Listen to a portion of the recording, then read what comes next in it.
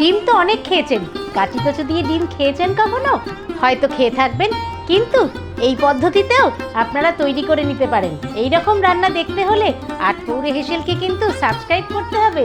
আজ তাই নিয়ে এসেছি আপনাদের সামনে গাঠি কচু দিয়ে হাঁসের ডিমের কালিয়া, অথবা হাঁসের ডিমের কালিয়া গাঠি কচু দিয়ে।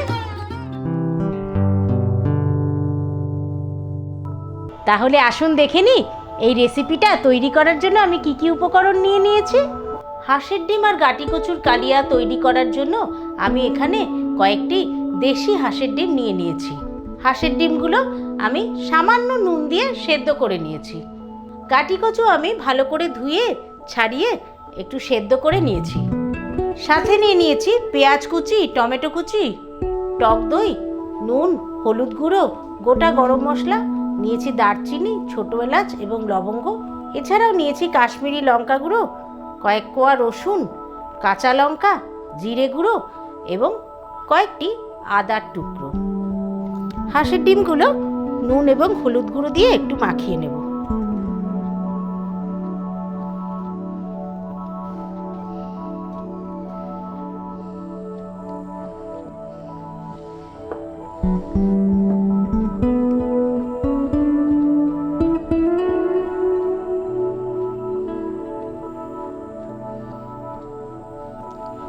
নুন হলুদ দিয়ে হাঁসের ডিমগুলো ভালো করে মাখিয়ে নিলাম। আমি একটা মশলা তৈরি করে নেব। মিক্সির বাটি নিয়ে নিয়েছি, তার মধ্যে নিয়ে নিচ্ছি এক টুকরো দারচিনি, 4টে এলাচ আর 2-3টে লবঙ্গ। নিয়ে নিচ্ছি কাঁচা লঙ্কা, নিচ্ছি রসুন, নিয়ে নিচ্ছি আদার টুকরো, কুচি করা টমেটোগুলো।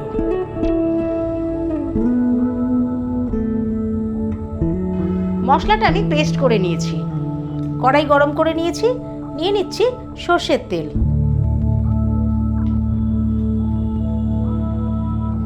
তেল গরম হতে শুরু করে দিয়েছে, ডিমগুলো ভেজে নেব।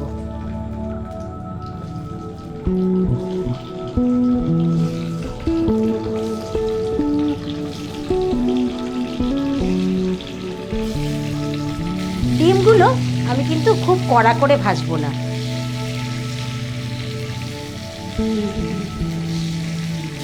গাঠি কচু এমনিই কিন্তু ভীষণ সুস্বাদু, আর হাঁসের ডিম দিয়ে রান্না করলে এর স্বাদ তো দ্বিগুণ বেড়ে যাবে।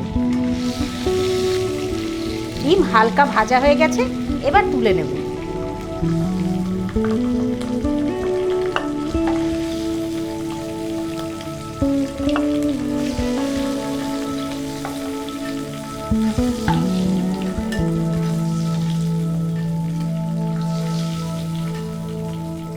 এই তেলেই আমি গোটা গরম মশলা ফোড়নে দিচ্ছি।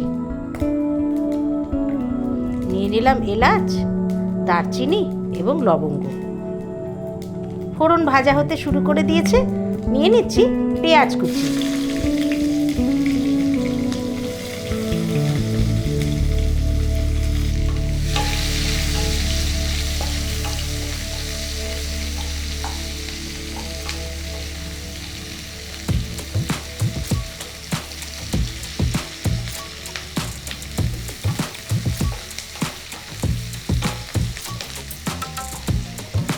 পেঁয়াজগুলো হালকা রং ধরতে শুরু করে দিয়েছে।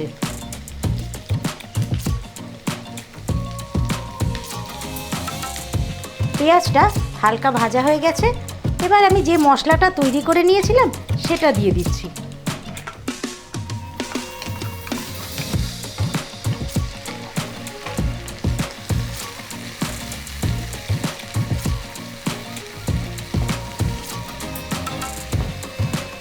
বাটা মশলাটা দিয়ে দিয়েছি, সামান্য হলুদ গুঁড়ো নিয়ে নিচ্ছি পরিমাণ মতো নুন, 1/2 চামচ জিরে গুঁড়ো আর 1 চামচ কাশ্মীরি লঙ্কা গুঁড়ো।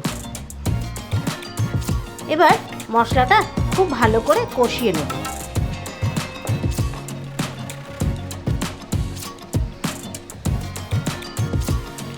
নিয়ে নিচ্ছি টক দই।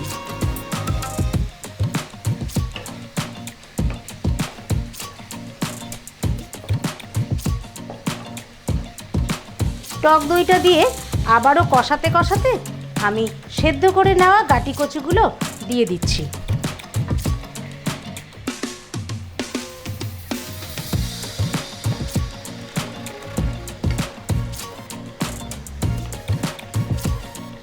এবার সময় নিয়ে গাঁটি কচুর সঙ্গে মশলা খুব ভালো করে কষিয়ে নিতে হবে।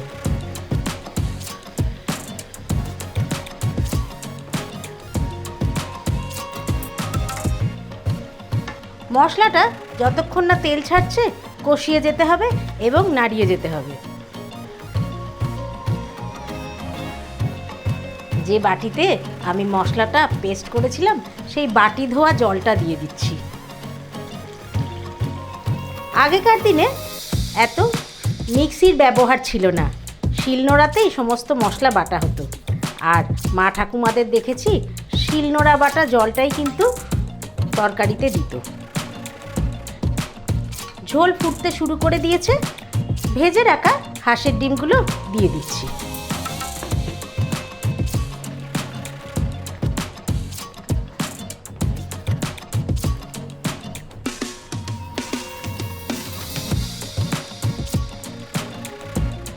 ঢাকনা বন্ধ করে 10 মিনিট রান্না হতে দেব। 10 মিনিট পরে ঢাকনা খুলে দিলাম।